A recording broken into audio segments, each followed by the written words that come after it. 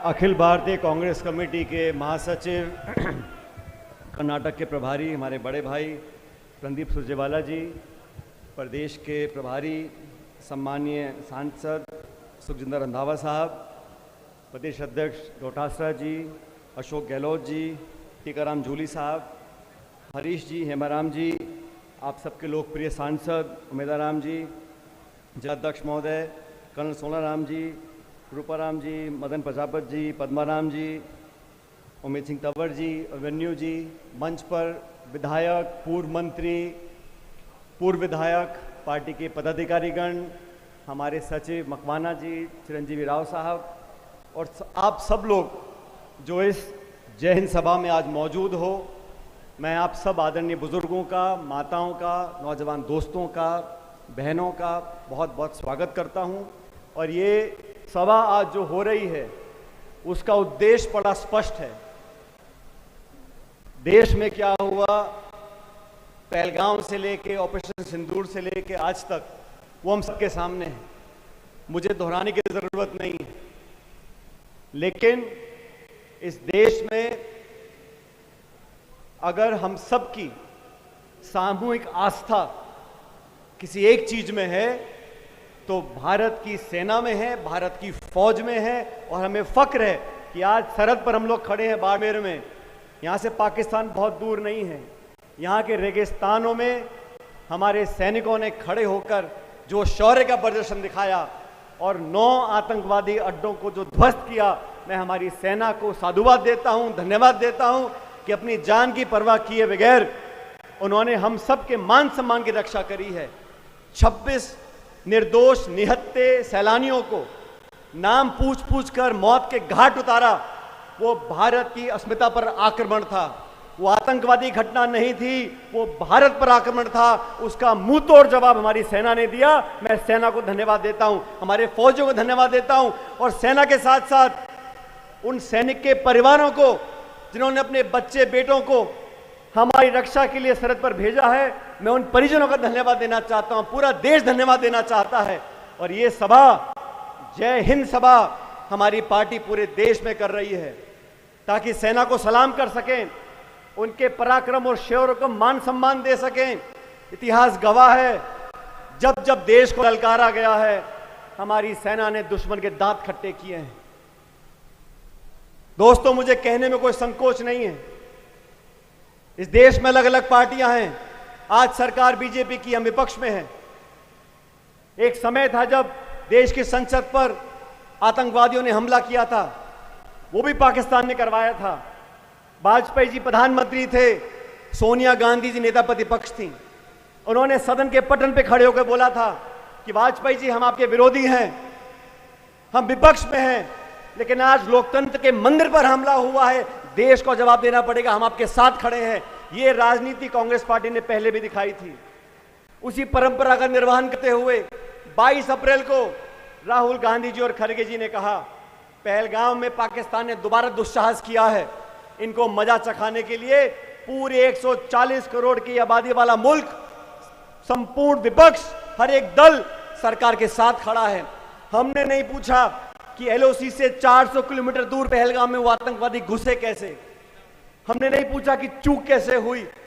आज देश पर घाव हुआ है, हमारी माता बहनें विधवा हुई हैं, आज हमें बदला लेना है। पूरा देश एकजुटता से खड़ा रहा और हमारी सेना ने वो कर दिखाया जो हमें उम्मीद थी। लेकिन अचानक अमेरिका के राष्ट्रपति घोषणा करते हैं कि मैंने युद्ध विराम करा दिया। किन शर्तों पर कराया? व्यापार का लालच दिखाकर, कश्मीर पर मध्यस्थता कर कर। उसका खंडन सरकार ने आज तक नहीं किया। इतना बड़ा मुल्क, थोड़े मोड़े व्यापार के लिए हम युद्ध विराम कर सकते हैं? अगर नहीं तो सरकार को जवाब देना चाहिए। मैं आरोप नहीं लगा रहा हूं, लेकिन ये स्पष्टता होनी चाहिए। आज कश्मीर पर चर्चा करना चाहते हो, मुझे खेद है दोस्तों, दुनिया के तमाम मुल्कों ने जब युद्ध विराम हुआ, किसी ने आतंकवाद का जिक्र नहीं किया, किसी ने पाकिस्तान समर्थित आतंकवादियों का जिक्र नहीं किया, भर्त्सना नहीं करी। वो पाकिस्तान जहां उसामा बिन लादेन मारा गया, जहां असद मसूद जैसे आतंकवादी रहते हैं, पूरी दुनिया जानती है, फिर भी जो भर्त्सना करनी चाहिए थी दुनिया के देशों को, वो नहीं करी। चीन खुलकर पाकिस्तान के साथ आ गया और रूस हमारा सबसे पुराना दोस्त, उसने आतंकवाद की चर्चा नहीं की। हमारा मुद्दा आतंकवादियां हैं, हमारा मुद्दा निर्दोष जाने हैं। ये चर्चा कश्मीर पे करना चाहते हैं। इसीलिए हमने कहा एक विशेष सत्र बुलाना जाना चाहिए।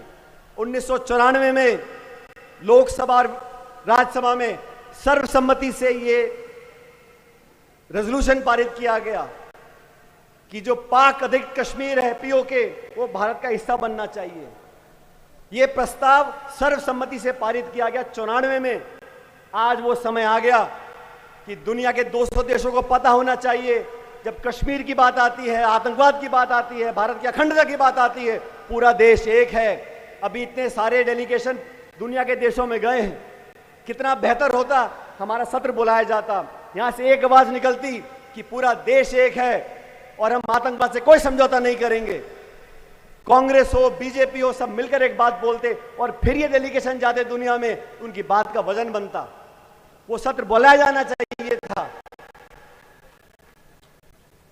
सरकार में बैठे लोग, कर्नल सोफिया कुरैशी गुजरात से आती हैं, उनकी तीसरी पीढ़ी फौज में काम कर रही है।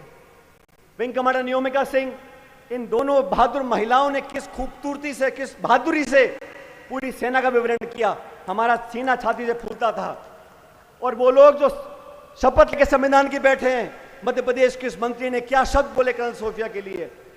सुप्रीम कोर्ट को आदेशित करना पड़ा, लेकिन बेशर्मी की सारी हदें पार कर दी, आज तक उसका इस्तीफा नहीं लिया गया। मध्य प्रदेश के उप मुख्यमंत्री हो, हरियाणा के राज्यसभा के सांसद हो, मजाक उड़ाते हैं वीरांगनाओं का, हमारी सेना का, और आप कुछ बोलते नहीं हैं। भाजपा के शीर्ष नेतृत्व को माफी मांगनी चाहिए और बाहर निकाल देना चाहिए ऐसे लोगों को जो मंत्री बना के आपने बैठे हैं। हमारा पार्टी ने ये निर्णय लिया, हम जैन सभाएं करेंगे, लोगों के अंदर वो जज्बा जागरूक करेंगे, क्योंकि जब युद्ध विराम हुआ उसके 6 घंटे बाद पाकिस्तान ने सीज फायर का उल्लंघन किया, लगातार बमबारी करी राजौरी और पुंछ में। उस मुल्क का क्या भरोसा है? वो मुल्क दिवालिया हो गया है। हमारी अर्थव्यवस्था उससे 11 गुना बड़ी है। जहां इमरान खान जेल में है, सांसद जेलों में है, पाकिस्तान की सेना और आईएसआई उस देश को चलाती हैं, उनकी विश्वसनीयता बिल्कुल नहीं है। इसलिए सरकार को बहुत सावधानी से काम करना चाहिए। और मैं तो धन्यवाद देना चाहता हूं अखिल भारतीय कांग्रेस कमेटी का कि संदीप सुरजेवाला जी आज हमारे बीच में आए हैं, पार्टी का संदेश लेके। हम और आप बहुत बार मिलते रहते हैं और सरहद के लोगों ने निडर होकर हमेशा छाती सामने करी है, और मुझे फख्र है कि थार के लोग, बाड़मेर जैसलमेर के लोग हमारी सेना के पीछे चट्टान की तरह बने खड़े हैं, और ये हमारे देश की ताकत है। मजहब नहीं सिखाता आपस में बैर रखना, हिंदी है हम, हिंदुस्तान हमारा। ये जो हमको तोड़ना चाहते हैं मजहब के नाम पर, उनको मुंह तोड़ जवाब देना बहुत जरूरी है। ये घुसपैठिए, ये पाकिस्तान समर्थक आतंकवादी सिर्फ देश में दोफाड़ करना चाहते हैं मजहब के नाम पर, हम उन्हें कभी कामयाब नहीं होने देंगे। मैं धन्यवाद देना चाहता हूं जिला कांग्रेस कमेटी को, प्रदेश कांग्रेस कमेटी को, हेमाराम जी को, हरीश जी को, मिताराम जी को, सबको मिलकर यहां आमंत्रित किया। और यहां से एक बुलंदी की आवाज जाएगी कि जय हिंद समाओं के माध्यम से पूरी कांग्रेस, पूरी जनता सेना के साथ खड़ी है, देश के साथ खड़ी है, और आतंकवाद से हम कभी समझौता नहीं करेंगे। यहाँ के लोगों ने बहुत समय देखा अच्छा बुरा। बिजली पानी के क्या हाल है आप जानते हो। परसों से बिजली कटी हुई है, उनको पता था कांग्रेस के नेता आ रहे हैं तो बिजली गुल कर दो। यहाँ के लोगों से दुश्मनी क्यों निकाल रही है सरकार, मुझे मालूम नहीं है। डबल इंजन की सरकार है, लेकिन फिर भी विकास ठप पड़ा है। आने वाला समय आप लोगों का है, समय बदलेगा। लेकिन आज सब इतनी कड़ी धूप में यहाँ पर आए हो, मैं आप सबका पुनः धन्यवाद करता हूँ और उम्मीद करता हूँ कि आज जो यहाँ से संदेश गांव और घर घर में जाएगा, वो सेना और देश को ताकत देगा। बहुत बहुत धन्यवाद। राम राम साहब।